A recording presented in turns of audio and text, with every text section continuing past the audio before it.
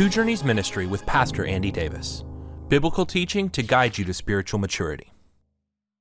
Welcome to the Two Journeys Bible Study Podcast. This is episode 16 in our Romans Bible Study podcast entitled Death Due to Sin, where we'll discuss Romans chapter 7, verses 7 through 12. I'm Wes Treadway, and I'm here with Pastor Andy Davis. Andy, what are we going to see in these verses that we're looking at today? Well, Paul is dealing overall in big picture with the gospel as the power of God for the salvation of everyone who believes. He was immersed in a religious system. He was a Pharisee. He was a Hebrew of Hebrews. And that religious system was based on works generated, so they thought, by the law. And so he is dealing very directly with the fact that the law cannot save us from sin, but actually, perversely, this holy, righteous, good law of God, of which there's nothing wrong, actually becomes an instrument of our spiritual death because we have an innate rebelliousness and wickedness within us because of our connection with Adam and our own just basic evil nature that does not have the opportunity to express itself apart from the law of God. So the issue is, can we be saved by obedience to the law? That's impossible. Why not? Well, Paul's going to roll up his sleeves and get into that and say, look what actually happens when the law is applied to the corrupt human nature. What happened in my case, Paul's saying, and he's going to walk through a case study with covetousness. So big picture, he is removing, hopefully forever, any sense that the law can save sinners from their sins. It can't. But he's also wanting to defend the law and uphold it and say there's nothing wrong with the law. God could not have written a better law. That's not the problem. The issue is our corrupt sin nature. Let me go ahead and read Romans chapter 7, verses 7 through 12. What then shall we say? That the law is sin? By no means. Yet, if it had not been for the law, I would not have known sin. For I would not have known what it is to covet if the law had not said, you shall not covet. But sin, seizing an opportunity through the commandment, produced in me all kinds of covetousness. For apart from the law, sin lies dead. I was once alive apart from the law, but when the commandment came, sin came alive, and I died. The very commandment that promised life proved to be death to me. For sin, seizing an opportunity through the commandment, deceived me, and through it killed me. So the law is holy, and the commandment is holy and righteous and good. Andy, we've noted that Paul asks these pointed questions and then answers them, anticipating the argument that some who are reading his writing would have. Why would Paul have to ask if the law is sin? And how does Paul answer the question of the law being sin here in verse 7? Right. First of all, I'm very glad that he does this. It shows a kind of an integrity here where he's not afraid at all of having hard questions asked about his doctrine. I think it also comes from experience. Paul was going into one synagogue after another. The book of Acts reveals that he was dialoguing with them, give and take, arguments are being made. So he's heard all this stuff. And so he is very aware of what especially the Jewish people who are not yet believing in Christ are going to say. And they're fundamentally trying to use the law to save their souls. And Paul is saying it cannot be done. The reason he has to deal with this question now is the law sin, or maybe is the law evil? Is the law an enemy? Is the law some ogre? He has to deal with this because he has just given us in Romans 7, 1 through 6, this analogy of an old way of life before he was converted. And he said, when we were in the flesh, the sinful passions aroused by the law, he says, were at work in our bodies so that we bore fruit for death. It's like, wow, boy, the law had a really bad impact on you. Maybe the law has problems. Maybe there's something fundamentally evil about the law. Maybe God should have done a better job writing the law. And so he wants to defend the law, and he wants to expose our wickedness and our fleshly nature so that why we need a Savior. Furthermore, he's going to want us to circle back ultimately to the beautiful and the holy and righteous and good law of God now that we've been converted so that we'll know how to live. We'll know what God expects of us. So he wants to leave the law as what it is, a beautiful, perfect, holy, righteous thing, and say, look, we are the problem. So what does Paul say the law did for him, according to verse 7? And why is this indispensable to, but also less than, salvation? Okay, so he's saying, I would not have known what sin was except through the law. So it's a great diagnostic tool. And so fundamentally, we need to know now that we ourselves have been converted. We have become Christians. We now have a mission in the world to try to rescue people from hell, to rescue people from the journey they're on. We want to evangelize. You cannot evangelize apart from the law. It's impossible, because the good news is only good if people understand their dire condition, and they're only going to understand their dire condition by the law. So what the law does is it shows us the problem that's within us, shows us the wickedness of our sin nature. It shows us our danger, and it does that by the beauty of the Ten Commandments and the two great commandments, and then we cannot obey them. So Paul says directly, the law is not sin, not at all. What the law does is exposes sin. It diagnoses the sin problem. I would not have known what sin was except through the law. Only by the law can we know sin. So it's not enough merely to identify the presence of sin in our hearts and lives, but it's at least where we must start, and the law helps us to do that in our evangelism. Yeah. Now, Galatians 3:24 says the law was a guardian or a tutor to bring us to Christ. How does Romans 7:7 help explain this concept? Well, yeah, the image that Paul gives there is that we're under the domination of the law, and maybe the scolding and maybe even the discipline or the beatings that the law can give us, and ultimately the death penalty, prior to coming to Christ. And so there are different readings of that Galatians passage. Some think of it in terms of redemptive history. And so the Jewish nation had to be under the law until Christ came, and that's a different way of interpreting that. But for us personally, if we speak individually, we have to try to be righteous. We have to try to not sin. We have to try to do right things and fail and say, what is wrong with me? Why is it I can't do the things that I want to do? And Paul's going to say that later here in Romans 7. The very thing that we hate, we do. Why is that? What is wrong with me? And the good things that we want to do, we don't seem to be able to do them. And so fundamentally, we have to be searched and known by the law, and the law probes that, and the law exposes the sin problem. And so it says, you don't understand what sin is except by the law of God. Now, Paul zeroes in on one specific example of sin. What example does Paul choose of how the law works on a soul, and why this example here in verses 7 and 8? Well, he chooses the 10th commandment in the 10 commandments, and that is, you shall not covet. Let's remember what the commandment says. You shall not covet your neighbor's wife, or your neighbor's son and daughter, or your neighbor's manservant or maidservant, or his flocks, herds, or anything that belongs to your neighbor. So coveting is a heart desire, a yearning for something that doesn't belong to you, and it's poisonous. It's deadly. It's interesting because Paul says also in Romans later, in Romans 13, he says the commandments: you shall not murder, you shall not steal, you shall not covet. He says, and whatever else it says are summed up in this one rule: you shall love your neighbor as yourself. So I began putting that together. Coveting is not loving your neighbor. It's actually, I hate that my neighbor has this good thing. I'm not glad he has that wife. I'm not glad he has that son or daughter or manservant or maidservant. I'm not glad he has that estate or that house. I wish I had them. Frankly, I wish he were dead. I yearn for the things that belong to my neighbor. So what coveting is, it's a heart desire, a passion, one could even say a lust that comes on someone for something that they cannot have or should not have. Obviously, we see it plainly in the case of David and Bathsheba. He looks out and sees another man's wife bathing, and a desire comes inside him. We call it lust. And that is coveting. But I think it actually can go to religious things as well. I think in a system of works righteousness, there's always a competitiveness and a desire to prove that you're better than the other man.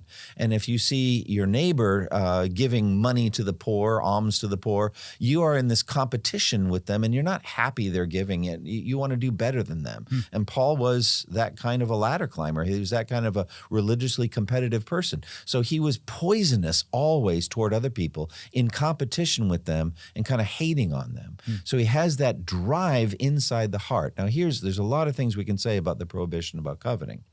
All right, so first of all, I want to say this. It's beautiful and brilliant of Jesus to look at the 10th commandment and then go back to other commandments, such as you shall not murder, and you shall not commit adultery. What he does is he says the law is looking at the heart. It's not enough to not just murder your neighbor or your brother. You have to not be angry at him in your heart. Because if you're angry in your heart, even if you don't go ahead and kill him, you're in danger of the fire of hell. And the same thing with adultery. It's not enough to not just commit the actual sex act with your neighbor's wife. You have to not commit adultery with her in your heart. Now, you could ask, what right did Jesus have to look at the heart? Well, the 10th commandment does nothing but look at the heart. You don't move a muscle to covet. And there's no motion or action connecting with coveting. It's a complete heart state. And so therefore, God really truly is looking at the heart. Jesus is being consistent. And so that shows how none of us can be saved by the law. We all sin inside our hearts. Yeah. Also, we can see how human government could never make a command like you shall not covet, because there's no way to prove it. There's no way to enforce it, but God can. And so it shows at Judgment Day, he's going to be, as Paul already said earlier in Romans 2, judging the secrets of men's hearts by the gospel of Christ. Ultimately, the secrets of our hearts are going to be exposed. It's striking because we, much as is unveiled in 1 Samuel 16, we look at outward things and we're trying to compare and think like, how do I stack up here? Right. But God is always concerned with our hearts. In the situation with David and in the situation with his law, God isn't just worried about our external actions that are visible to other people. He's concerned with our hearts and our posture toward his commands and toward him. Yeah, let me talk about the perfection of this. Think about heaven.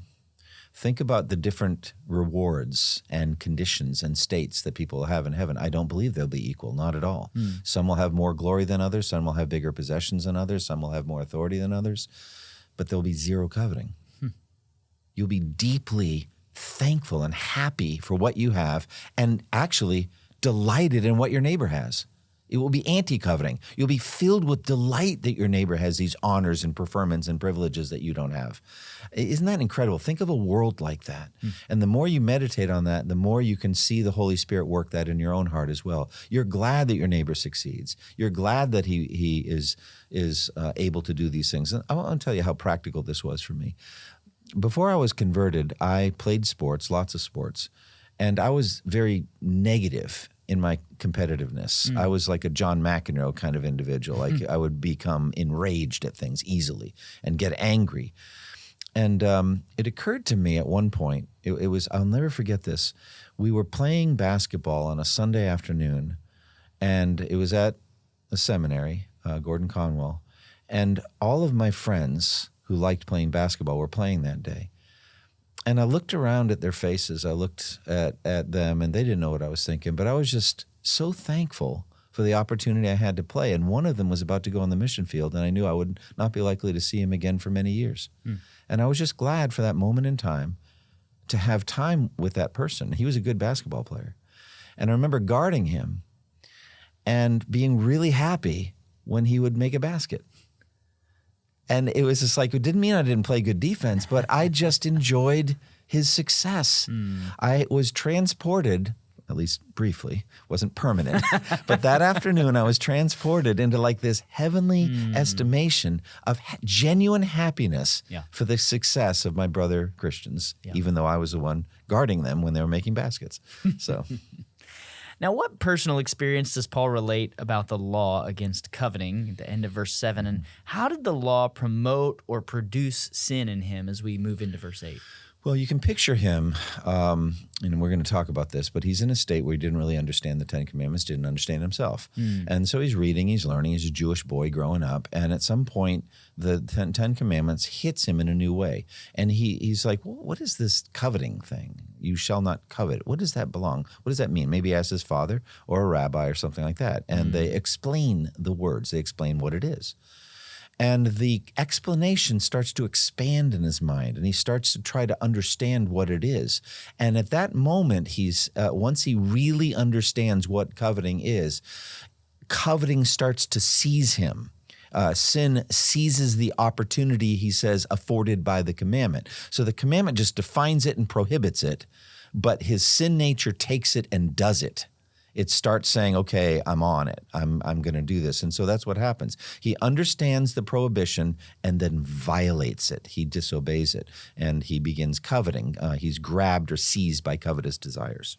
This really highlights the fact that just learning the law is not enough, that there's more necessary to be saved. Because understanding the law, Paul is going to say, was actually problematic. The law itself wasn't, but it causes something to happen. He goes so far as to say, apart from the law, sin lies dead. I was once alive apart from the law, but when the commandment came, sin came alive, and I died. Okay. What does he mean when he says he was once alive apart from the law? And what does Paul say happened to him when he finally understood this commandment? Well, this is very complex, but I think it has to do with what some theologians call the age of accountability and children and a child in his innocence, okay? So here's what I think happens. In Romans 5, we have the doctrine of original sin. So every human being is born inherently corrupt, but they don't have an opportunity in their infancy and their toddler stage to express it.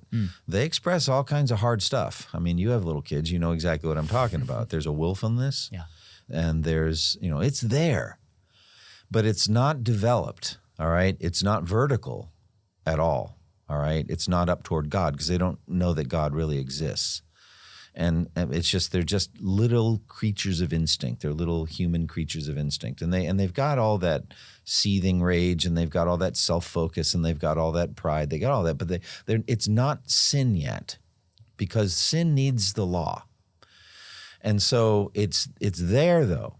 It's lying dormant. I get the image here. It's not so much dead, although Paul uses the word dead. I think it's more it lies dormant. Yeah. It's like a seed that needs water. And the thing that waters the wicked seed of sin is the law. And it kind of dissolves that outer shell covering, and then all of a sudden sin springs up.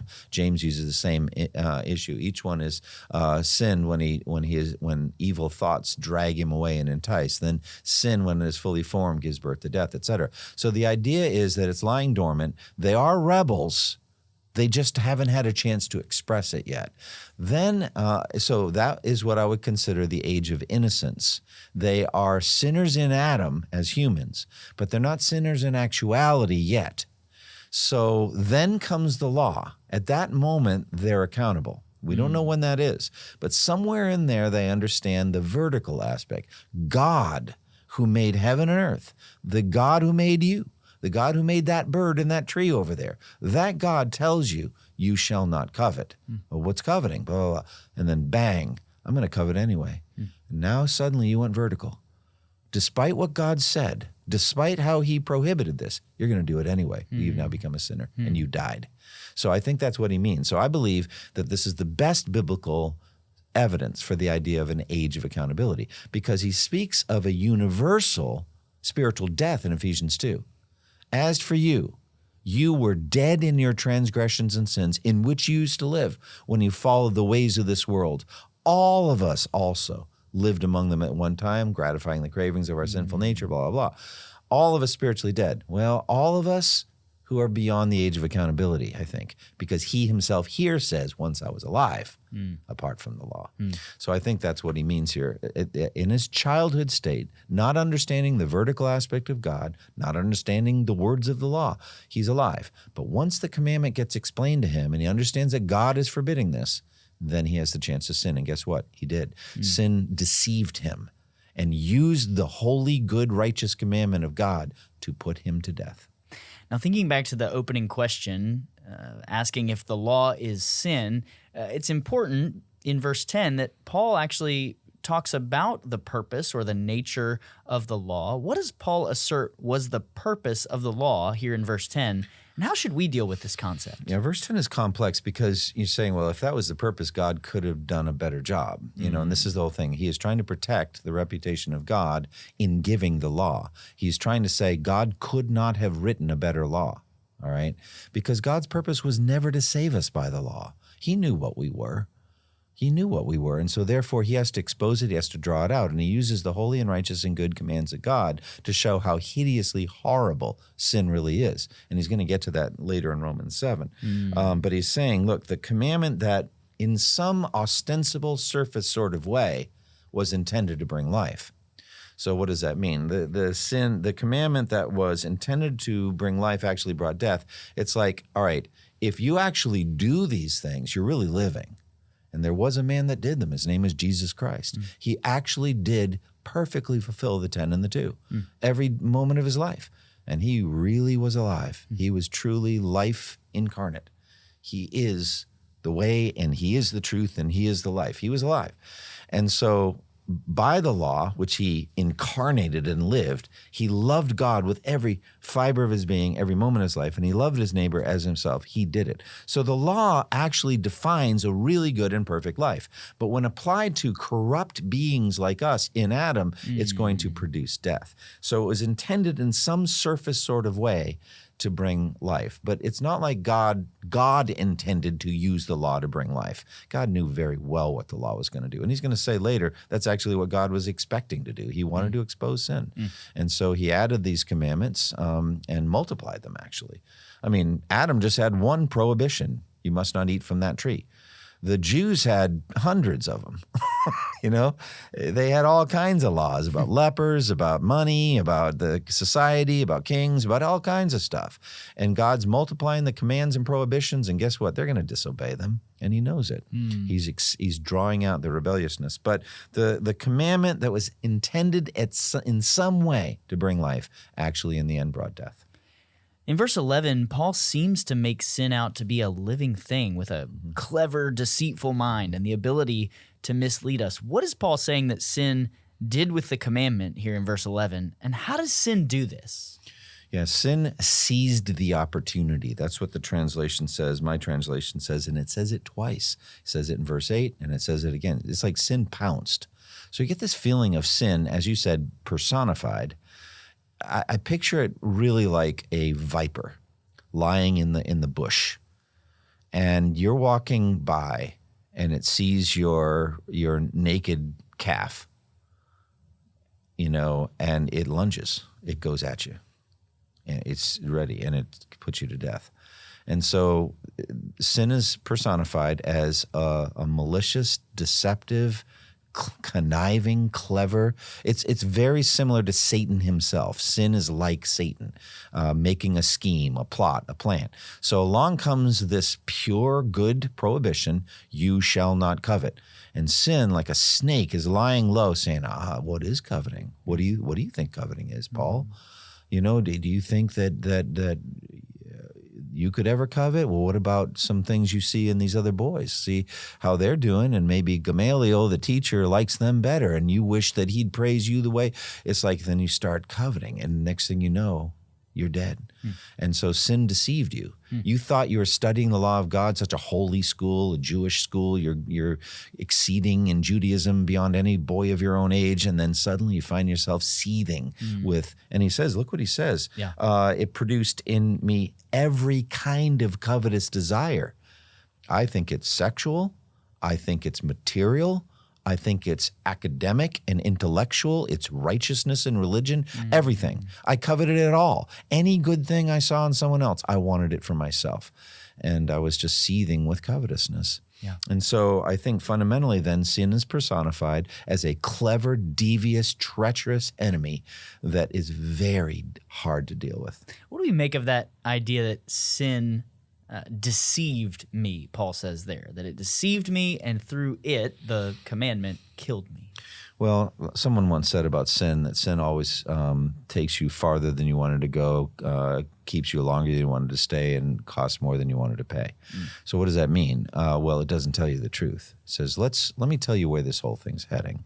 The easiest way to see it is with sexual sin. You can imagine some man, and he sees for the first time a woman that X amount of time later he will have an affair with, he will commit adultery with. Well, what's that journey like? Well, little by little by little by little, she's weighing on his mind, preying on his mind, you know, and he just is growing like it's like a tumor inside him. But there's deception every step of the way. Yeah. There's going to be pleasure here and no pain. There's not going to be any cost. No one will ever find out. You know, all this kind of stuff. It's kind of like the adulterous wife in Proverbs 7, I think it is, where her husband is away for a long trip. What's the implication? He'll never find out. No one's going to find out. So it's a lie. And, you know, the Proverbs 7 says all at once he goes in with her and he doesn't know that it's going to cost him his life. And so it's like an arrow piercing his liver. He's a dead man. And so you look at that, it's that deceptiveness. It's not telling you. And it ultimately doesn't tell you where the whole thing is heading. We're talking about an eternity in hell, apart from God, in active torment, filled with regrets. And you think about that, sin is not telling you the truth about where it wants to go, so it deceives us. How does Paul finish up his summary here in verse 12? And how does this experience show Paul the incredibly deadly danger of sin? Okay, so is the law sin? That's the question being raised there. Not at all. He ends up in verse 12, the law is holy and the commandment is holy and righteous and good. So what does he mean by each of these words? First of all, the law is holy. It means it's pure. God is light, and in him there is no darkness at all. There's not a single flaw in the law. It is absolutely perfect in every respect. Could not be written better for what it was trying to do. And so it was not trying to save sinners and bring them to heaven. That it cannot do. But what it was intended to do and what God sent it for, it's perfect. And so there are many testimonies in the Old Testament to the perfection of the written law of God. Psalm 19, Psalm 119, both of those do it.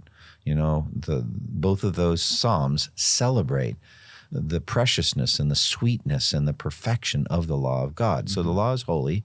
There's nothing wrong with it. It's purely from the mind of God. And then the commandment is holy.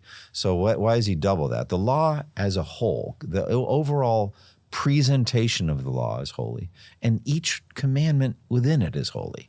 There's no flaws in it. Every commandment is just how it needs to be. And it's righteous, meaning it lines up with God. It lines up with the mind of God. God is not a murderous God. He's not an adulterous God. He's not a thieving and lying God, and he's not a covetous God, and neither should we be. He says, be holy, because I, the Lord your God, am holy. So that's righteous, meaning it lines up with the perfect standard of the mind of God, and it's good. The commandments of God are good. They're like honey. They're like gold.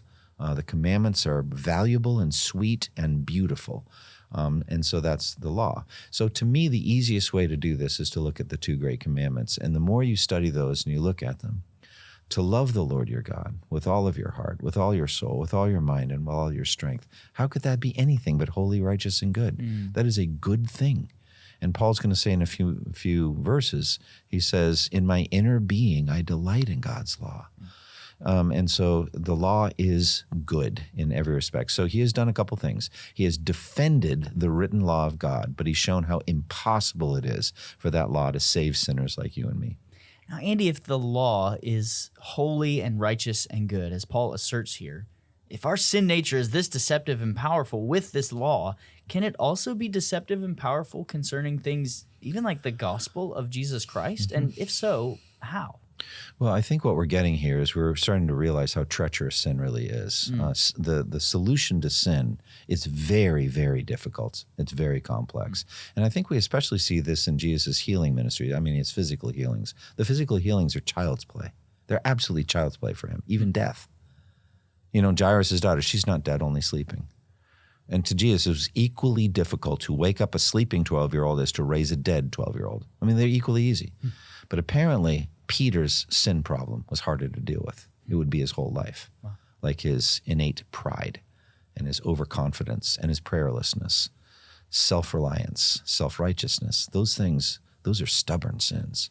And it's a whole lifetime. And even at the end of his life, you would imagine, on his deathbed, he didn't die on his bed. He was crucified, apparently upside down. But if you could imagine, he knew he was about to die. And say, would you call yourself at this point a perfect man? What do you think he would say? Absolutely not. So far from it. I've seen a perfect man, though. I know what he looks like. It's not me. So this is a problem. Sin is a problem. And I think it's good for us in our sanctification stage to realize what a treacherous thing it is. So it's a good question you asked. Even in this stage of our lives, now that we've been born again, now that we have the heart of stone removed and the heart of flesh, the living heart in, we're still going to be able to talk like Paul does the rest of this chapter. We're about to get into it. Yeah. And we're going to be able to say, look, I have to tell you, the very thing I hate, I still do. And the good things I want to do, I don't do. So yes, even in this phase, we must realize how treacherous and evil and wicked sin really is. Andy, what final thoughts do you have for us on these verses? Well, thankfully, as we go to the end of Romans 7, what a wretched man I am. Who will rescue me from this body of death? This is a pretty depressing conversation we've had today. We got this holy, righteous, pure, good law that only does bad things with people like you and me.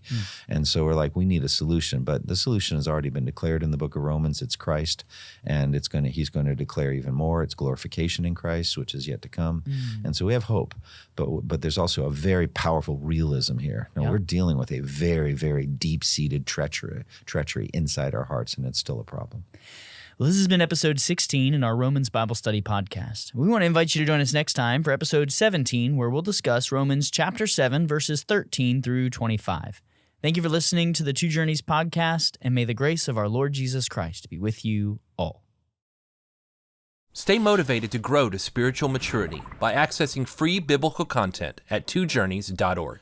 Help others in their spiritual growth by sharing these resources, praying for Two Journeys, and supporting the mission financially by visiting twojourneys.org/donate.